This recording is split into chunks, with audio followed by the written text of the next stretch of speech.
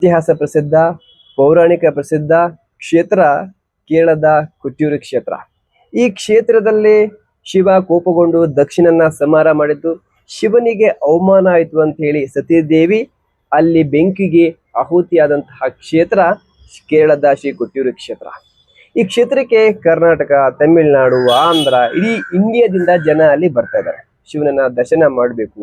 ಈ ಕ್ಷೇತ್ರ ಹೇಗಿರುತ್ತೆ ಅಂತ ಹೇಳಿ ತುಂಬಾ ಜನ ಅಲ್ಲಿ ಶಿವನನ್ನ ನೋಡ್ಲಿಕ್ಕೆ, ಅದು ಹೆಚ್ಚಾಗಿ ಈ ಒಂದು ಜೂನ್ ತಿಂಗಳು 28 ದಿನ ಈ ಕಾರ್ಯಕ್ರಮ ನಡೀತಲ್ಲ, ಪೂಜೆಗಳು ನಡೀತಲ್ಲ, ಆ ಒಂದು ಸಂದರ್ಭದಲ್ಲಿ ಶಿವನನ್ನ ನೋಡ್ಬೇಕು, ಶಿವನನ್ನ ದರ್ಶನ ಮಾಡ್ಕೊಂಡ್ ಬರ್ಬೇಕು ಅಂತ ಹೇಳಿ ಇಡೀ ಎಂಟೈರ್ ಇಂಡಿಯಾದಿಂದ ಜನ ಬರ್ತಾ ಇದ್ದಾರೆ. ಅಲ್ಲಿ ಇರ್ತಕ್ಕಂಥದ್ದು ಕ್ಷೇತ್ರ ತುಂಬಾ ಚಿಕ್ಕದು. ಸಡನ್ ಆಗಿ ಜನ ಬಂದ ತಕ್ಷಣ ವ್ಯವಸ್ಥೆ ಕೆಟ್ಟು ಹೋಗುತ್ತೆ, ಅದು ನಿಭಾಯಿಸ್ಲಿಕ್ಕೆ ಆಗಲ್ಲ. ಅದರಲ್ಲಿ ವಿಶೇಷವಾಗಿ ಅಂತ ಹೇಳಿದ್ರೆ ಕರ್ನಾಟಕದಿಂದ ತುಂಬಾ ಜನ ಹೋಗ್ತಾ ಇದ್ದಾರೆ. ಅಲ್ಲಿ ಕೇರಳದವರು, ಕರ್ನಾಟಕದವರು ಬಂದ ತಕ್ಷಣ ಗುರಾಯಿಸೋದು, ನಾವೇನು ನಿಮ್ಮನ್ನ ಕರೆದಿದ್ವಾ, ಯಾಕೆ ಬರ್ತಾ ಇದ್ದೀರಾ ಅಂತ ಹೇಳಿ ಈಗ ಇತ್ತೀಚೆಗೆ ಎಲ್ಲಾ ಸೋಷಿಯಲ್ ಮೀಡಿಯಾದಲ್ಲಿ ವೈರಲ್ ಆಗ್ತಾ ಇದೆ. ಅದು ವಿಶೇಷವಾಗಿ ಕರ್ನಾಟಕದವ್ರನ್ನ ಕಂಡ್ರೆ, ಕರ್ನಾಟಕದ ಹುಡುಗರು 250 ಕಿಲೋಮೀಟರ್ ಜರ್ನಿ ಮಾಡಿ ಹೋಗಿರ್ತಾರೆ, ಬೈಕಲ್ಲಿ ಹೋಗಿರ್ತಾರೆ, ಕಾರಲ್ಲಿ ಹೋಗಿರ್ತಾರೆ, ನಿದ್ದೆ ಹಿಡ್ಕೊಂಡು ಹೋಗಿರ್ತಾರೆ. ನಿದ್ದೆ ಇಲ್ಲ ಅಂದ ತಕ್ಷಣ ನಮಗೆ ಅಲ್ಲಿ ಕೋಪ ಬರುತ್ತೆ. ಬೇರೆ ಯಾರಾದ್ರೂ ನಮಗೆ ನೋಡಿದ ತಕ್ಷಣ, ತಳ್ಳಿದ ತಕ್ಷಣ ಕೋಪ ಬಂದೇ ಬರುತ್ತೆ. ನೀವು ಸರಿಯಾಗಿ ಆ ದೇವಸ್ಥಾನದಲ್ಲಿ ವ್ಯವಸ್ಥೆಯನ್ನ ಮಾಡಿ, ಶಿಫ್ಟಿಗೆ ಇಷ್ಟು ವೈಸು, ಇಷ್ಟು ಗಂಟೆಗೆ ಇಷ್ಟು ಜನ ಬನ್ನಿ, ಹೀಗೆ ಅಂತ ಹೇಳಿ ಮಾಡಿ, ಅಷ್ಟೇ ಸಾಕು.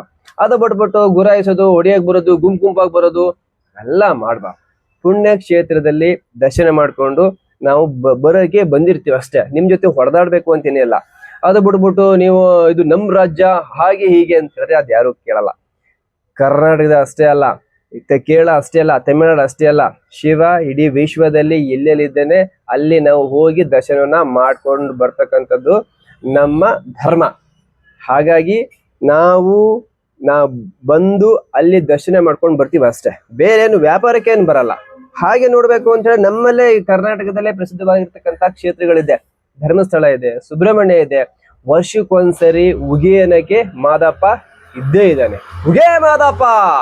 ಓಂ ನಮಃ ಶಿವ.